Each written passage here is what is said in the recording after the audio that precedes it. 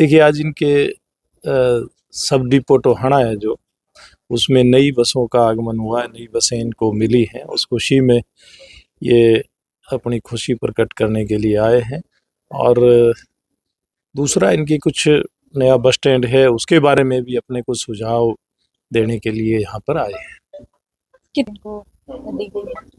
अभी बसें जो फतेहाबाद डिपो में कुल ज़्यादा बसें आई थी, लेकिन टोहाना सब डिपो में 8 बसें अभी नई इन लोगों को मिली है।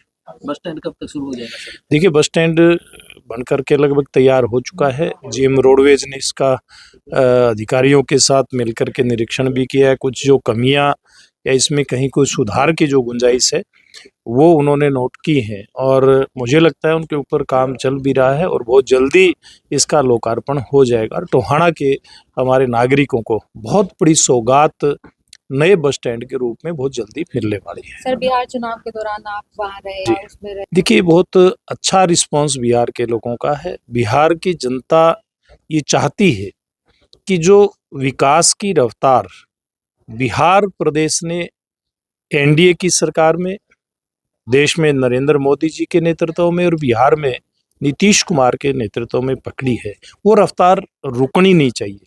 वहाँ के लोग पूरी तरह से संतुष्ट हैं सरकार के कामकाज से।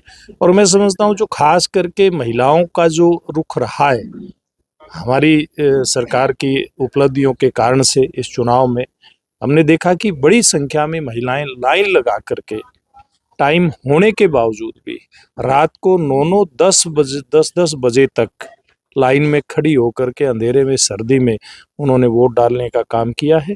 और इस आधार पे मैं दावे के साथ कह सकता हूं कि एक बार फिर से सुशासन वहां पर जारी रहने वाला है।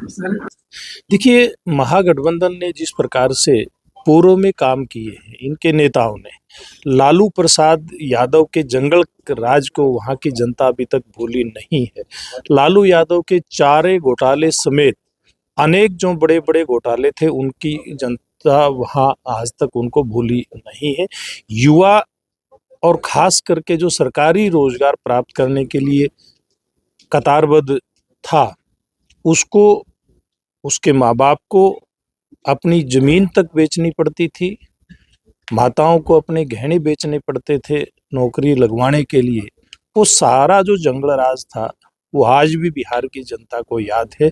और बिहार की जनता ने उस जंगल राज के बाद सुशासन का आभास, एहसास इन सालों के अंदर किया है।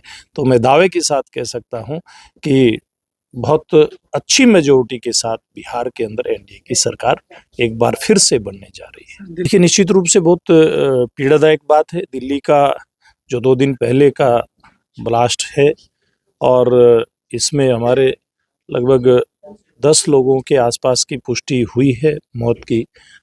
बड़ी दुखदाई खबर है पूरे देशवासियों के लिए, और दुनिया में जो लोग शांति चाहते हैं, सुख और समृद्धि चाहते हैं, ऐसे सब लोगों के लिए बड़ी दुख की बात है।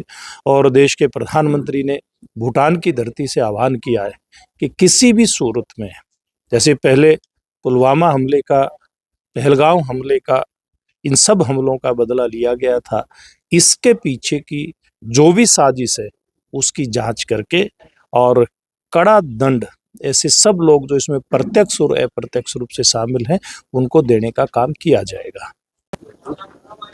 आज हमारे पास केंद्र टोहाना के अंदर 8 बसें माननीय बराला साहब जी की कृपा से हमें प्राप्त हुई हैं, जो हमें लंबे मार्गों पर यूज करनी है। और अगार के अंदर 20 बसें आई थी जो टाटा के द्वारा निर्मित है, और वो 8 बस जो हमारे को केंद्र टोहाना के अंदर मिली, जैसे जम्मू है, हरिद्वार है, दिल्ली है, गंगानगर है, बीकानेर, अमृतसर ऐसे मार्गों पर संचालन बारे हमारे को निर्देश प्राप्त हुए हैं। आज हमारे को मिल जाएंगी और कल से उन बसों का संचालन हम रेगुलर रूप से करवा देंगे। हाँ, अब हमारे पास लगभग 53 बसें हैं जो मार्ग पर संचालित है। 8 बसें और प्राप्त होने के बाद इनकी संख्या 61 हो जाएगी। जो कुछ समय हमारे पास मिस थे, जो पुरानी बसें हैं, उनको हम रूट पर लॉन्ग रूट से उतार के लोकल रूट पर लगा देंगे, और जो यहाँ हमारे क्षेत्र की जो जनता है उनको उसकी सुविधा मिलेगी।